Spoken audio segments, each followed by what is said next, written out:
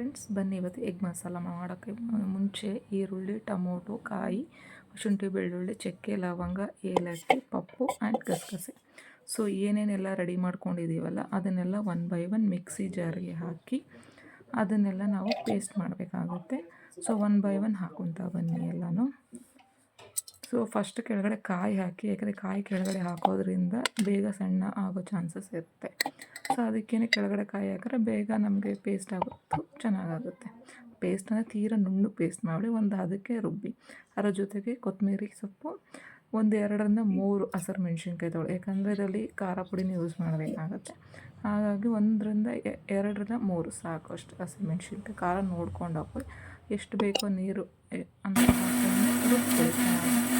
ತರಿ ಥರನೂ ಬೇಡ, ತೀರಾ ಪೇಸ್ಟ್ ಥರನೂ ಬೇಡ, ಒಂದು ಅದಕ್ಕೆ ಈ ಕನ್ಸಿಸ್ಟೆನ್ಸಿಯಲ್ಲಿ ಇದ್ದರೆ ಸಾಕು. ಸೊ ಇಷ್ಟು ಆದರೆ ಒಂದು ಬಾಣಲಿಗೆ ಎಣ್ಣೆ ಹಾಕ್ಬಿಟ್ಟು ಕಾಯ್ದ ಮೇಲೆ ಇದಕ್ಕೆ ಈರುಳ್ಳಿ ಹಾಕಿ, ಈರುಳ್ಳಿ ಚೆನ್ನಾಗಿ ಫ್ರೈ ಆಗಿ, ಸೊ ಈರುಳ್ಳಿ ಘಮ ಬರುತ್ತೆ ಎಣ್ಣೆಯಲ್ಲಿ ಚೆನ್ನಾಗಿ ಫ್ರೈ ಆದರೆ, ಅಡುಗೆ ವಾಸನೆ ಚೆನ್ನಾಗಿರುತ್ತೆ, ಪ್ಲಸ್ ಟೇಸ್ಟ್ ಕೂಡ ಚೆನ್ನಾಗಿರುತ್ತೆ. ಸೊ ಇದು ಚೆನ್ನಾಗಿ ಫ್ರೈ ಆಗಲಿ. ಸೊ ಇದು ಫ್ರೈ ಆಗೋ ತನಕ ಬಾಡಿಸ್ತಾ ಇರಬೇಕು. ಸೊ ಈ ಆನಿಯನ್ ಚೆನ್ನಾಗಿ ಫ್ರೈ ಆದಮೇಲೆ ನಾನು ಇಲ್ಲಿ ಒಂದು 6 ಮೊಟ್ಟೆ ತೊಗೊಂಡಿದ್ದೀನಿ. 6 ಮೊಟ್ಟೆನ ಬೇಯಿಸಿ ತೆಗೆದಿಟ್ಟಿರೋದು, ಇದು ಹಸಿ ಮೊಟ್ಟೆ ಅಲ್ಲ, ಬೇಯಿಸಿ ತೆಗೆದಿಟ್ಟಿರೋದು. ಇದನ್ನು 2 ಭಾಗ ಮಾಡ್ಕೊಳ್ಳಿ. ಸೊ 6 ಮೊಟ್ಟೆಗೆ 2 ಭಾಗ ಮಾಡಿ 12 ಮೊಟ್ಟೆ ಆಗುತ್ತೆ. ಸೊ ಈ ಕನ್ಸಿಸ್ಟೆನ್ಸಿ ಇರಲಿ.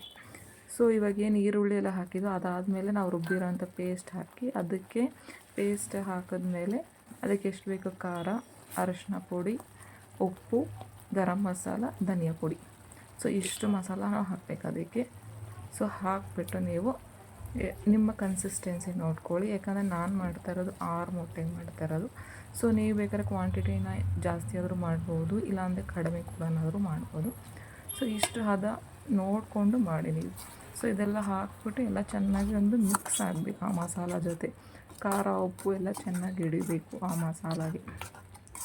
ಸೊ ಒನ್ಸ್ ಆ ಮಸಾಲಾಗೆಲ್ಲ ಚೆನ್ನಾಗಿ ಹಿಡಿದು ಅದು ಚೆನ್ನಾಗಿ ಕುದಿ ಬರಬೇಕದು, ಯಾಕಂದರೆ ಅದರಲ್ಲಿ ಇರೋದು ಎಲ್ಲ ಹಸಿ ವಾಸನೆ, ಯಾಕಂದರೆ ನಾವು ಯಾವುದೂ ಹುರಿದ್ಬಿಟ್ಟು ಮಾಡಿಲ್ಲ. ಸೊ ಅದೆಲ್ಲ ಹಸಿ ಹಾಕಿದ್ದೀವಲ್ಲ, ಚೆನ್ನಾಗಿ ಫ್ರೈ ಆಗಬೇಕು. ಈ ಥರ ಬಂದು ನೀರು ಸೈಡಲ್ಲಿ ಎಣ್ಣೆ ಬಿಟ್ಕೋಬೇಕು. ಅದಕ್ಕೆ ನಿಮ್ಗೆ ಎಷ್ಟು ಬೇಕೋ ಅಷ್ಟು ನೀರು ಹಾಕ್ಕೊಳ್ಬೇಕು. ನೀವು ತೀರಾ ಜಾಸ್ತಿನೇ ನೀರು ಹಾಕೊಳ್ಳೋಕೆ ಹೋಗ್ಬೇಡಿ, ಹಾಗಂತ ತೀರಾ ಗಟ್ಟಿನೂ ಮಾಡೋಕ್ಕೆ, ಒಂದು ಲೆವೆಲ್ ಕನ್ಸಿಸ್ಟೆನ್ಸಿನ ನೋಡಿಕೊಂಡು ನೀವು ಅದನ್ನು ನೀರು ಹಾಕ್ಕೊಂಡ್ರೆ ಟೇಸ್ಟ್ ಚೆನ್ನಾಗಿ ಬರುತ್ತೆ. ಇಲ್ಲ ಅಂತಂದರೆ ಜಾಸ್ತಿ ನೀರು ಹಾಕೋಕ್ಕೆ ಹೋಗ್ಬಿಟ್ರೆ ಒಂಥರ ಮಸಾಲ ಸ್ಮೆಲ್ ಇರೋಲ್ಲ, ಹಂಗಾಗಿ ಟೇಸ್ಟ್ ಹೊರ್ಟೋಗುತ್ತೆ. ಒಂದು ಲೆವೆಲ್ಗೆ ಕನ್ಸಿಸ್ಟೆನ್ಸಿ ಅಷ್ಟನ್ನು ಇಟ್ಕೊಂಡ್ರೆ ಸಾಕು. ಸೊ ಇದನ್ನು ಚೆನ್ನಾಗಿ ಕುದಿ ಬರಬೇಕು. ಇದಕ್ಕೆ ಇನ್ ಕೇಸ್ ಸಾಲ್ಟ್ ಏನಾದ್ರು ಕಮ್ಮಿ ಆಗಿದ್ರೆ ಸಾಲ್ಟ್, ನನಗೆ ಸ್ವಲ್ಪ ಉಪ್ಪು ಕಡಿಮೆ ಐತೆ, ಮತ್ತು ಉಪ್ಪು ಹಾಕಿದ್ದೆ ನಾನು. ಅದಾದಮೇಲೆ ಏನು ಅರ್ಧ ಮಾಡಿಟ್ಕೊಂಡಿದ್ವಲ್ಲ ಮೊಟ್ಟೆಗಳು, ಅದನ್ನು ಒಂದೊಂದಾಗಿ ಇದರಲ್ಲಿ ಹಾಕಬೇಕು. ಹಾಕಿಬಿಟ್ಟು ಅದ್ರ ಮೇಲೆ ಸ್ವಲ್ಪ ಮಸಾಲ ಎಲ್ಲ ಅದನ್ನು ಹಾಕಿ ಮಿಕ್ಸ್ ಮಾಡಿ, ಅಂದರೆ ತೀರಾ ಕಲ್ಸಕ್ಕೆ ಹೋಗಬಾರ್ದು. ಅದೆಲ್ಲ ಇಷ್ಟು ಮಾಡಿದ್ರೆ egg masala ready. Thanks for watching.